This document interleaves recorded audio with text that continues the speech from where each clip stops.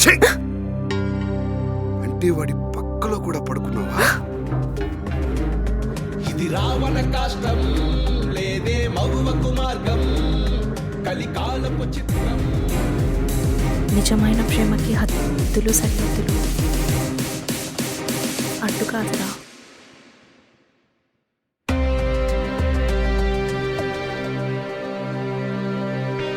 మళ్ళీ జన్మంటూ ఉంటే ఈ పంచభూతాల సాక్షిగా మనం భార్యాభర్తలం అవుతాం.